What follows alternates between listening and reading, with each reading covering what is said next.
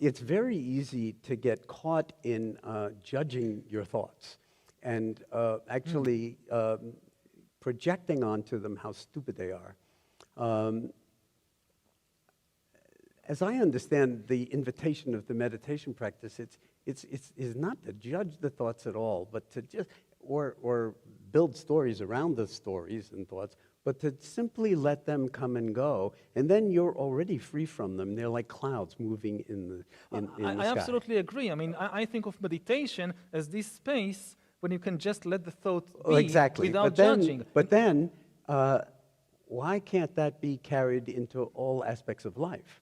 Like when you see your husband, or when you see a child, or when you see your boss, or when you see a politician, that you are aware of all of the different emotional and cognitive elements of it, but your awareness is not being captured by them in a certain way, so that you maintain a certain kind of potential clarity. With my husband, I have this. So I can say whatever I want, and I know that most of the time it won't be judged. Right. And then it can just be there.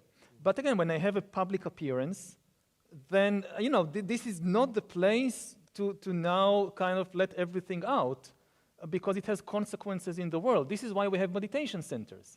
And we don't teach meditation usually in the middle of a noisy street in New York.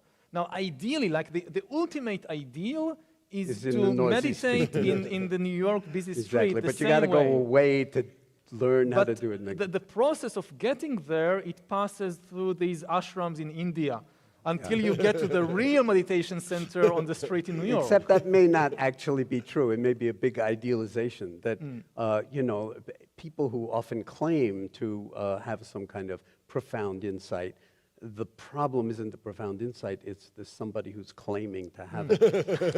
And that is a very big potential problem. So what I'm hoping we're pointing to or talking about the potential of is recognizing in our very selves, without privileging ourselves in any way, that the insane beauty of having a life or being embodied for a period of time between birth and death, and to a first approximation, an infinite number of moments between those two endpoints, that we could actually inhabit in ways that maximized ethical behavior and recognition of beauty and non-harming, and minimizing the impulse to hurt, to run, to fear, and that in the recognition is the freedom. It's not like you have to eradicate it. And then the question is, in some sense, are those algorithms that are running inside of us too? Or can we shift the I don't know what to call them, but whatever is driving human emotion and human thought and so forth, which is like a lot based on experience and how one was parented and culture and everything else.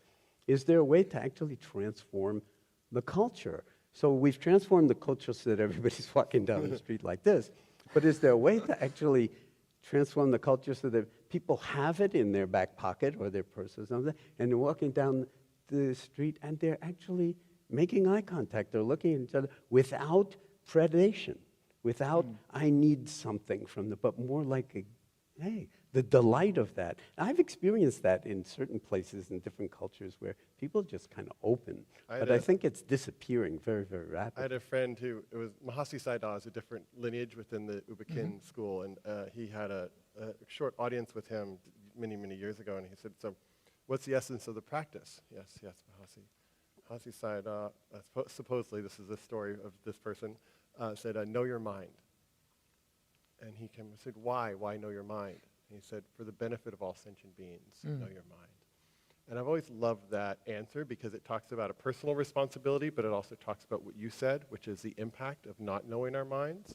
And I think if there's any kind of renaissance potentially that we can support, it would be this renaissance of knowing your mind so you can understand, I like to use the word heart, but people could use different words, compassion. It's very hard to have compassion when you don't know your mind. It's very hard to have love when you don't know your mind.